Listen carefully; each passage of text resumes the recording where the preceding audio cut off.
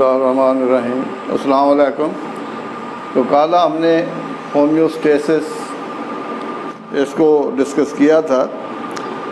اب ہومیوسٹیسس جیسے کل آپ نے اسٹڈی کیا کہ اس میں سیل لیول پر ویریس سیلولر لیولز وہاں پر کنٹرول سسٹم موجود ہوتے ہیں، لیولز آف آرگنائزیشن جس کو کہا جاتا ہے۔ تو آپ جہاں پر آپ دیکھیں کہ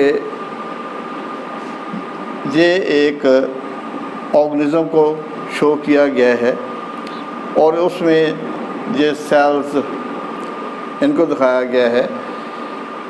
اب ایک ہوتا ہے اس کو ہم کہتے ہیں انٹرا سیلولر انوائرمنٹ۔ تو انٹرا سیلولر انوائرمنٹ اس کو کہا جائے گا جو سیل کے اندر ہوگی۔ انٹرا کا مطلب ہوتا ہے انسائڈ، تو سیل کے اندر انوائرمنٹ۔ ایک ہوتا ہے سیل کے باہر انوائرمنٹ، اس کو ایکسٹرا سیلولر انوائرمنٹ کہا جائے گا۔ اب ایکسٹرا سیلولر انوائرمنٹ جو کل میں نے بتایا تھا کہ سیل گرد گرد بلڈ ویسلز ہوتی ہیں، انٹرسٹیشل فلوئڈ ہوتا ہے جس کو ایکسٹرا سیلولر انوائرمنٹ کا نام دیا جاتا ہے۔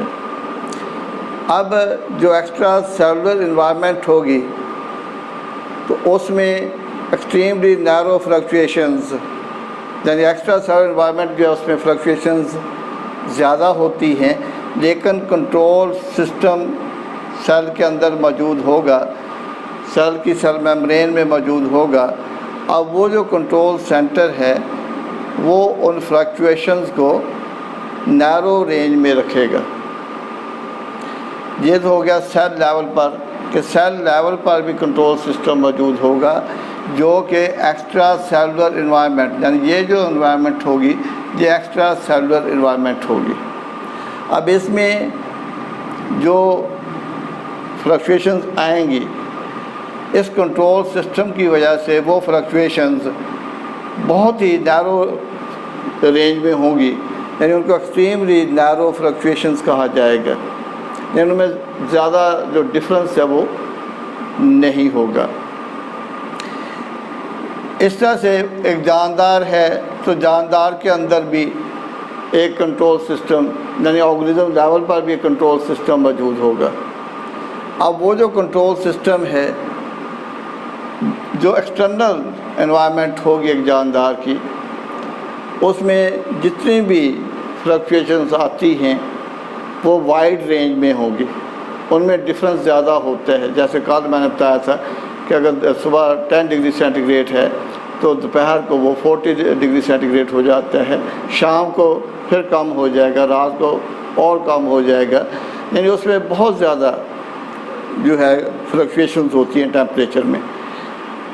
اب یہ جو کنٹرول سسٹم جو آرگنزم لیول پر ہوگا وہ ایکسٹرنل انوائرمنٹ میں جو چینجز آتی ہیں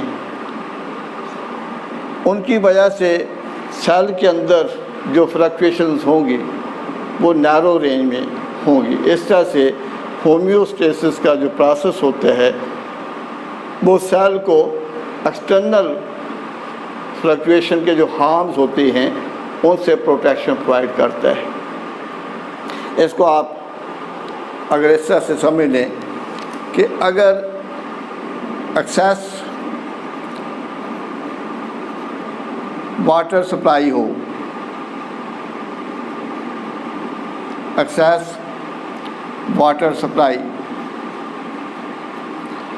اب اگر ایکسیس واٹر سپلائی موجود ہوگی اور ہم پانی جو ہے وہ زیادہ ڈرنک کریں گے تو اس کا نتیجہ کیا نکلے گا کہ سیل کے درمیان یہ جو ایکسٹرا سیلولر سپیس ہے، یہ ساری جو ہے یہ ایکسٹرا سیلولر سپیس اس کو کہا جاتا ہے۔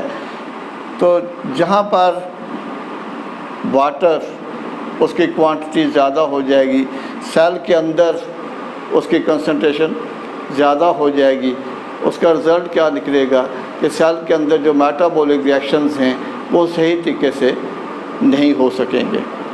اس لیے سیل اس ایکسٹرا واٹر کو ریموو کرے گا، یعنی ایک جاندار جو ہے اس کے اندر جب ایکسٹرا واٹر ہوگا، ایکسیس واٹر ہوگا، تو وہ اس کو ریموو کرے گا، اور اس میں کڈنیز ان کا اہم رول ہوتا ہے۔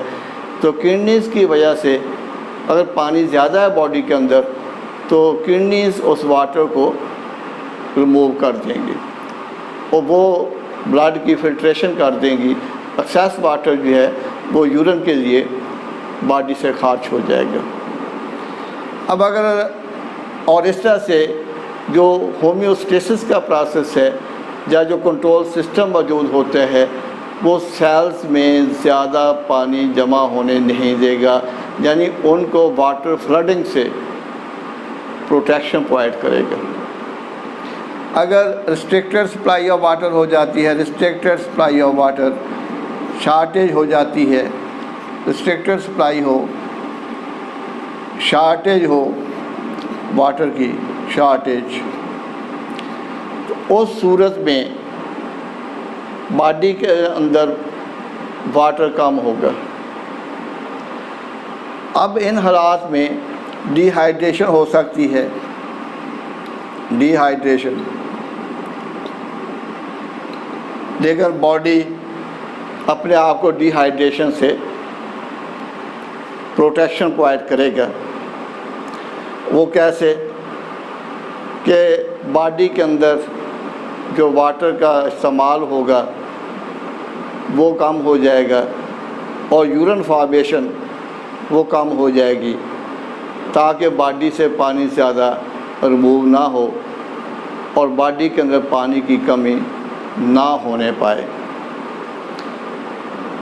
تو اس طرح سے جب واٹر زیادہ ہوگا تو جو اڈاپٹیشنز ہیں وہ ایک ایکسٹریم رینج میں ہوتی ہیں، جبکہ ریسٹرکٹڈ سپلائی آف واٹر میں وہ لو رینج میں ہوتی ہیں اڈاپٹیشنز۔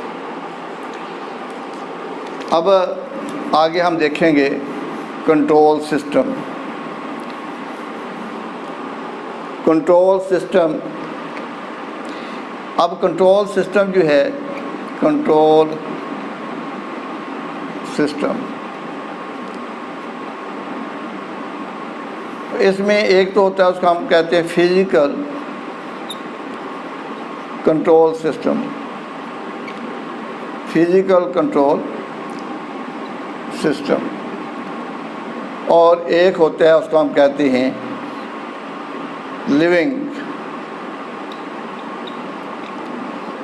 آرگنزم کے اندر جو کنٹرول سسٹم ہوگا تو وہ لیونگ کنٹرول سسٹم ہوگا، یعنی جو لیونگ آرگنزمس کے اندر موجود ہوگا۔ اب جو فزیکل کنٹرول سسٹم ہے اس کے 3 کمپوننٹ ہوتے ہیں۔ ایک جو ہے اس کو سینسر کہا جاتا ہے، سینسر،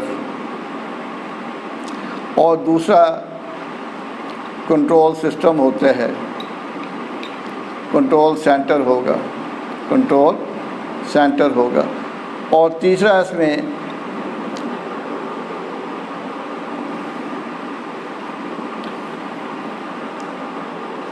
میں افیکٹرز ہوتے ہیں،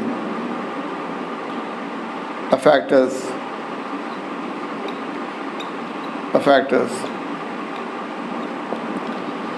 اب جو فزیکل کنٹرول سسٹم ہوگا اس میں سپوز کریں کہ یہ اوون آ جاتا ہے، تو اب اوون جو ہے اس کا ٹیمپریچر ایڈجسٹ کر دیا جاتا ہے اور اوون اس ٹیمپریچر کو مینٹین رکھے گا۔ کہ فرض کریں کہ اگر ہم اس کو 37 ڈگری سینٹی گریڈ فکس کر دیتے ہیں، سیٹ کر دیتے ہیں، تو جس ٹیمپریچر کو مینٹین رکھے گا۔ اب جہاں پر جو سینسر ہوگا وہ تھرمومیٹر ہوگا۔ تھرمومیٹر جو ہے وہ ٹیمپریچر میں ہونے والی چینج کو مانیٹر کرے گا۔ اب وہ جو چینج آتی ہے ٹیمپریچر میں اس کی آگے انفارمیشن کنٹرول سینٹر کے پاس جائے گی۔ کنٹرول سینٹر سے یعنی کہ جو کنٹرول سینٹر ہے وہ ٹیمپریچر کے لحاظ سے افیکٹرز کو میسج کنوے کرے گا۔ اگر ٹیمپریچر 37 سے کم ہو رہا ہے تو اوون کے اندر جو ہیٹرز ہیں وہ آن ہو جائیں گے۔ اگر اس سے زیادہ ہو رہا ہے 37 سے تو پھر اس میں کولنگ سسٹم جو ہے وہ آپریٹ کرنا شروع کر دیتا ہے۔ تو اس طرح سے یہ 37 ڈگری سینٹی گریڈ اس کو مینٹین رکھا جائے گا۔ اسی طرح سے جو لیونگ کنٹرول سسٹم ہے، لیونگ کنٹرول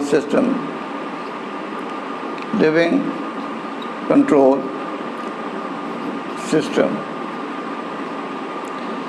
اب اس میں بھی ایک جو ہے ان کو ریسیپٹرز کہا جاتا ہے، ریسیپٹرز، اور دوسرا جو ہے اس کو کنٹرول سینٹر کہا جائے گا، کنٹرول سینٹر، اور تھرڈ جو ہے اس میں افیکٹرز آ جائیں گے، افیکٹرز۔ اب جو افیکٹرز ہیں یہ رسپانس شو کرتے ہیں، رد عمل شو کرتے ہیں۔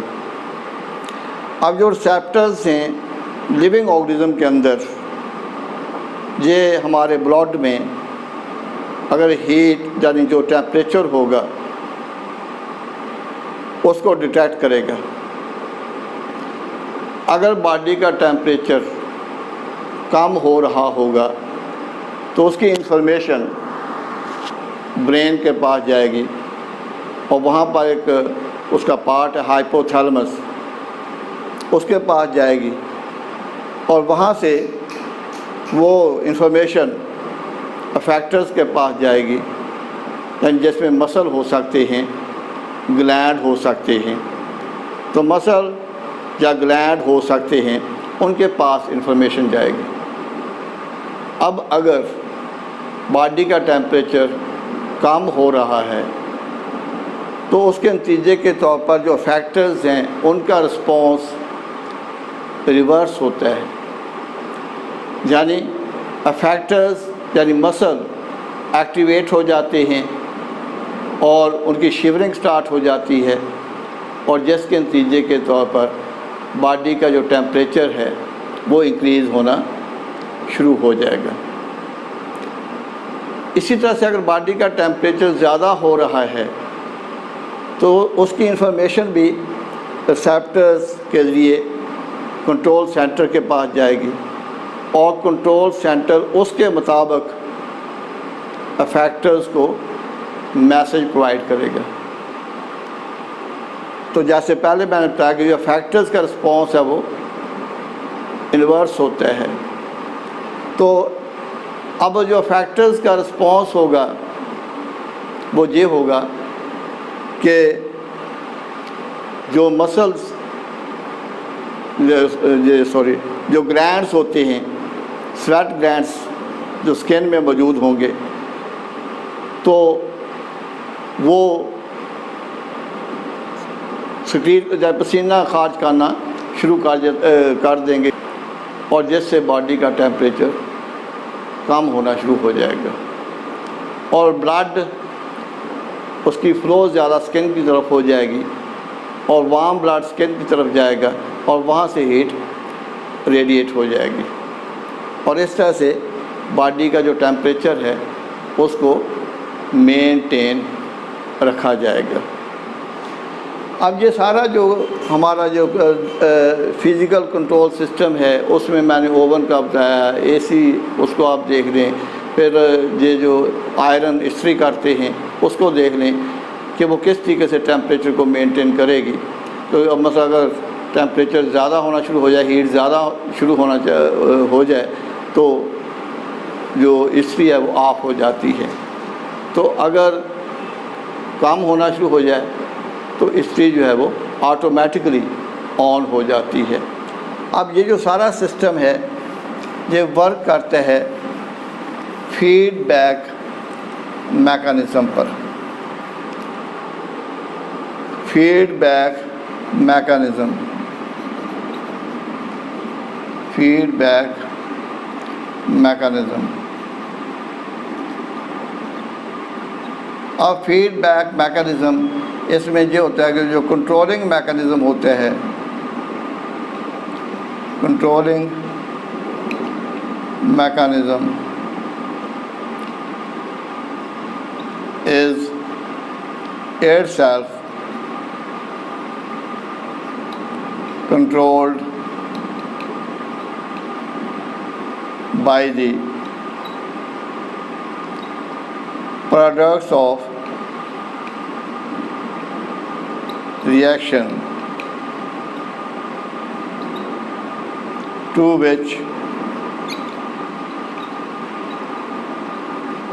it is controlling.